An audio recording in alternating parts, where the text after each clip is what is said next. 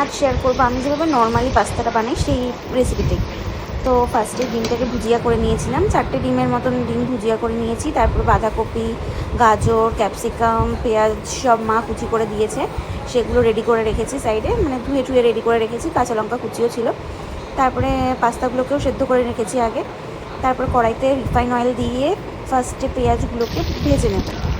কিছুটা নরম হলে তারপরে ওই গাজর, ক্যাপসিকাম এগুলো দিয়ে নেবে। তারপর বাঁধাকপিটা দিয়েছি, যেহেতু বাঁধাকপিটা লাস্টের দিকে দিলেই হবে, পরের দিকে দিলে কিছুটা ভাজা হয়ে গেলে তারপরেই দিয়েছি।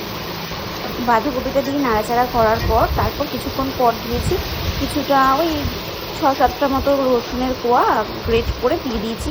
তারপর দিয়ে দিয়েছিলাম সেদ্ধ করা পাস্তাটা দিয়ে দিয়েছি। তারপরে অনেক কিছুর ভিডিও নেওয়া হয়নি, পাস্তাটা নামানোর আগে দিয়ে দিয়েছি সয়া সস আর টমেটো সস আর গোলমরিচ গুঁড়ো। ব্যাস, তাহলেই রেডি গরম গরম পাস্তা। এই পাস্তাটা কিন্তু আমাদের বাড়ির সকলে খুব পছন্দের।